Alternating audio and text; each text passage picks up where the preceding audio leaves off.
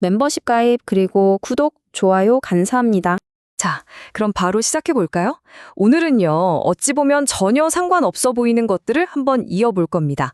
글로벌 금융, 그리고 미국의 정책, 여기에 특정 기술 하나를 딱 연결했을 때 정말이지 충격적인 결론이 나오거든요. 오늘 우리가 떠날 여정의 지도는 이렇습니다. 우선 이 거대한 그림을 제대로 보려면 올바른 렌즈가 필요하겠죠? 투자의 본질을 통해 그 렌즈를 맞춰볼 거고요. 그리고 두 번째, 지금 시장으로 어마어마한 돈의 파도가 밀려오고 있는데 그 흐름을 추적해 볼 겁니다. 세 번째, 그렇다면 그 똑똑한 돈들은 대체 어디로 향하고 있는지 진짜 게임의 판을 읽어볼 거고요. 네 번째, 이 모든 흐름을 딱 가로막고 있는 거대한 벽이 뭔지 밝혀내고 다섯 번째로 그 벽을 통과할 유일한 열쇠로서 파이 네트워크를 깊숙이 들여다볼 겁니다. 그리고 마지막으로 이 모든 퍼즐 조각이 맞춰졌을 때 드러나는 최후의 그림, 이게 미래의 달러 패권과 어떻게 연결되는지 그 놀라운 진실을 확인하시게 될 겁니다. 좋습니다. 첫 번째 장 투자의 본질입니다. 앞으로 벌어질 이 거대한 변화를 이해하려면 우리가 어떤 안경을 쓰고 세상을 봐야 하는지가 정말 중요합니다. 핵심은 이거예요. 단기적인 뉴스나 유행에 흔들리는 게 아니라 이 판의 근본적인 구조를 읽어내는 눈. 모든 건 바로 여기서부터 시작됩니다. 이런 관점을 가장 잘 보여주는 사람이 있습니다. 바로 실리콘밸리의 전설적인 투자자 차마 스팔리아피티아인데요. 그의 말을 한번 보시죠. 투자는 단기 대박 게임이 아니다. 이 말이 진짜 하고 싶은 얘기는 뭘까요? 바로 진짜 돈의 흐름은요, 반짝하고 사라지는 유행을 좇는 그런 도박판이 아니라는 겁니다. 시간과 인내를 갖고 거대한 구조적 변화의 흐름에 올라타는 것, 바로 거기서 진짜 부가 만들어진다는 거죠. 오늘 우리가 찾아 나설 게 바로 그 구조적 변화입니다. 아니, 근데 이 사람 말을 왜 들어야 할까요? 자, 이력을 한번 보세요. 이 사람은 페이스북 초기에 들어가서 수십억 명을 연결하는 네트워크가 얼마나 강력한지 그 힘을 맨 앞에서 직접 목격한 사람입니다. 나중에는 스패킹으로 불리면서 자본시장의 룰 자체를 뒤흔드는 실험도 했죠. 물론 그 과정에서 흥망성쇠, 그야말로 천당과 지옥을 다 맛봤고요. 그러니까 이 모든 경험을 통해 그가 얻은 단 하나의 가장 중요한 교훈이 뭐냐? 바로 이거예요. 투자의 본질은 남들이 보기 전에 먼저 구조를 읽고 가장 좋은 자리를 선점하는 것이다. 자, 그럼 그 구조를 움직이는 가장 근본적인 힘은 뭘까요? 바로 두 번째 장, 유동성의 귀환입니다. 유동성, 말이 좀 어렵죠? 그냥 시장에 돌아다니는 돈의 총량이라고 생각하시면 아주 쉽습니다. 이 돈이 마르면 가뭄이 든 것처럼 모든 게 말라붙고 반대로 이 돈이 콸콸 쏟아져 들어오면 모든 게 달라지죠. 그리고 지금 바로 그 거대한 돈의 파도가 돌아오고 있습니다. 그 압도적인 증거, 첫 번째는 세계 경제의 심장, 미국입니다.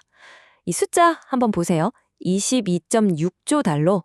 2024년 2월 기준 미국의 M2 총 통화량인데 사상 최고치를 갈아치웠습니다. 이 M2라는 게 그냥 현금만 말하는 게 아니라 우리가 원할 때 바로바로 뺄 수 있는 예금까지 다 합친 거거든요. 그러니까 시중에 돈이 얼마나 풀렸나 이걸 보는 가장 확실한 지표죠. 이게 사상 최고치다? 이건 미국 시장의 역사상 가장 많은 돈이 쏟아져 들어올 준비가 끝났다는 아주 강력한 신호탄입니다. 근데 이게 미국만 그런 게 아니에요. 유럽도 마찬가지입니다. 유로존의 M2 통화량도 16.2조 유로를 넘어서면서 역시 사상 최고치를 찍었습니다. 미국과 유럽, 이 두 거대 경제권이 동시 돈을 찍어내고 있다는 겁니다. 이건 전 세계적인 유동성 파티가 다시 열릴 준비가 됐다는 걸 너무나도 명확하게 보여주는 거죠. 그리고 이 퍼즐의 마지막 조각은 중국입니다. 세계의 공장, 중국도 349.2조 위안이라는 엄청난 돈을 풀고 있습니다. 작년 같은 달보다 무려 9%나 늘어난 수치인데 이건 정부가 작정하고 돈을 풀어서 경기를 살리겠다는 의지를 보여주는 거죠. 자, 미국, 유럽, 중국, 세계 경제를 움직이는 3대 축이 모두 같은 방향으로 움직이고 있습니다. 지난 몇 년간 시장을 꽁꽁 얼어붙게 했던 돈 가뭄, 그 유동성 공백이 이제 끝났다는 공식적인 선언이나 마찬가지입니다. 그런데 여기서 정말 중요한 게 있습니다. 그냥 와, 돈이 풀리니까 아무거나 사면 되겠네 라고 생각하면 절대 안 됩니다. 2020년, 2021년하고는 판이 완전히 달라요. 그때는 코로나 위기 막으려고 말 그대로 돈을 헬리콥터에서 뿌리는 수준이었지만 지금은 금리도 높고 시장도 훨씬 똑똑해졌습니다. 이 막대한 돈은 이제 아무데나 가지 않아요. 아주 까다롭게 명확한 비전과 튼튼한 구조를 가진 곳으로만 콕 집어서 집중적으로 흘러들어갈 겁니다. 자, 그렇다면 그 똑똑한 돈들은 과연 어디로 향하고 있을까요? 그 질문에 대한 답이 바로 세 번째 장, 온체인 금융혁명에 있습니다. 온체인, 말이 좀 생소할 수 있는데 쉽게 말해서 우리가 하던 모든 금융 거래를요, 어떤 특정 은행의 컴퓨터가 아니라 블록체인이라는 완전히 새롭고 투명한 금융 고속도로 위로 옮기는 거라고 생각하시면 됩니다. 그리고 지금 이 고속도로를 누가 먼저 차지하느냐를 두고 물밑에서 엄청난 전쟁이 벌어지고 있는 거죠. 그럼 그 새로운 인프라, 그 금융 고속도로라는 게 대체 뭘까요? 바로 금융 OS라는 개념입니다. 이거 생각해 보시면 쉬워요. 우리가 쓰는 스마트폰에 안드로이드나 iOS 같은 운영체제 OS가 깔려 있고 그 위에서 카톡도 하고 유튜브도 보잖아요. 미래의 금융도 똑같다는 겁니다. 어떤 특정 블록체인이 금융의 운영체제가 되고 그 위에서 모든 금융 서비스가 돌아가게 될 거라는 거죠. 그러니까 이제 비트코인이 얼마네, 이더리움이 얼마네 이런 개별 코인 가격 맞추는 게임은 사실상 끝났습니다. 진짜 큰 판은 누가 이 새로운 금융 OS의 표준이 되느냐, 바로 이 패권 전쟁입니다. 이게 무슨 공상과학 같은 얘기가 아니에요. 이미 세상의 진짜 거물들은 다 이쪽으로 움직이고 있습니다. 자, 맨 위부터 보시죠. 미국 정부, 백악관에서 아예 대놓고 얘기했어요. 디지털 시대에도 달러가 짱 먹어야 한다고요. 그 밑에 DTCC, 이건 미국 증권시장의 모든 걸 처리하는, 말하자면 금융 시스템에 보이지 않는 배관공 같은 곳인데 여기서도 규제 안에서 안전한 토크나 인프라를 만들고 있다고 합니다. 세계 최대 자산운용사 블랙록은 말이 필요 없죠. 이미 BUIDL이라는 토크나 펀드를 출시해서 돈을 굴리고 있습니다. 비자카드 같은 회사들도 마찬가지고요. 이 모든 움직임이 가리키는 방향은 딱 하나입니다. 현실 세계의 그 막대한 돈과 자산을 블록체인이라는 새로운 내일 위로 옮기겠다. 바로 이겁니다. 자, 여기까지 들으면 와, 이제 금융의 미래는 정해졌구나 싶으시죠? 그런데 말입니다. 정부도 월스트리트도 다 이 온체인 혁명을 향해 달려가고 있는데 이 거대한 흐름이 딱 막혀버리는 거대한 벽이 하나 있습니다. 이게 바로 최종 병목이라 불리는 신원과 규제의 문제예요. 이 벽을 못 넘으면 이 모든 건 그냥 꿈으로 끝날 수도 있습니다. 그럼 그 벽의 정체가 대체 뭘까요? 지난 몇 년 동안 이 업계 사람들은 다들 한 가지에만 미쳐 있었어요. 바로 속도죠. 우리 블록체인이 초당 거래를 몇 개나 처리하느냐, TPS 경쟁에만 목을 맸습니다. 그런데 그건 완전히 헛다리 짚은 거였습니다. 진짜 문제는 속도가 아니었어요. 전혀 다른 곳에 있었습니다. 바로 이 문장이 그야말로 숨어킨 건 결정적인 증거입니다. 미국 금융시장의 심장부인 DTCC가 공식 백서에서 뭐라고 했냐면요. 디지털 자선이 성공하려면 핵심은 신원인식과 규제 준수다라고 못을 박아버렸습니다. 이게 무슨 뜻이겠어요? 기술적인 속도는 이제 차고 넘치니까 그만 얘기하고 진짜 문제는 이 지갑 주인이 누구냐, 이 거래는 합법적이냐 이걸 확인할 방법이 없다는 겁니다. 바로 이것 때문에 월스트리트에 수천조 원에 달하는 돈이 이 온체인 세상으로 들어오지 못하고 문 앞에서 서성이고 있는 유일한 이유입니다. 그럼 그 기관들이 대체 뭘 그렇게 고민하느냐? 바로 이 질문들 때문입니다. 하나씩 보죠. 이 지갑, 이 돈, 이거 대체 누구 겁니까? 증명할 수 있나요? 이게 KYC 다시 KYB 문제고요. 또 이 돈이 혹시 범죄 자금 세탁에 쓰이는 건 아닌지 어떻게 알죠?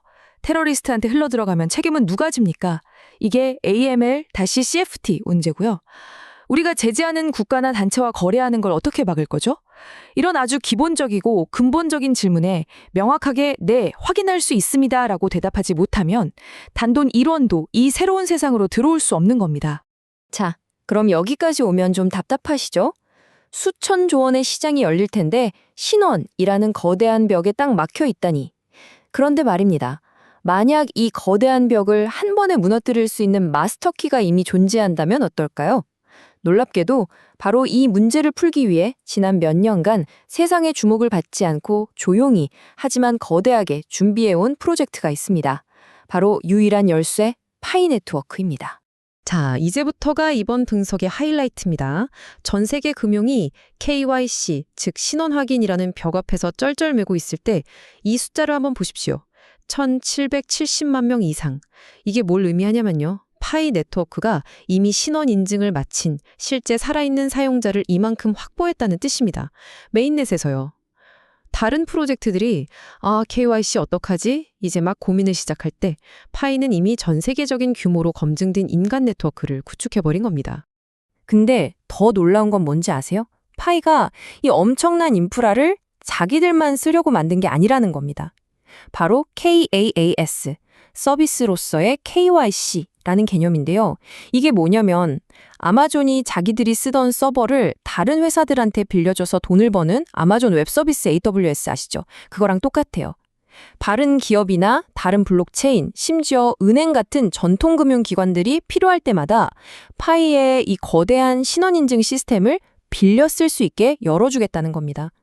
이건 그냥 기능 하나 추가하는 수준이 아니라 전 세계 금융 시스템의 신원 확인 문제를 해결하는 공공재가 되겠다는 어마어마한 선언입니다.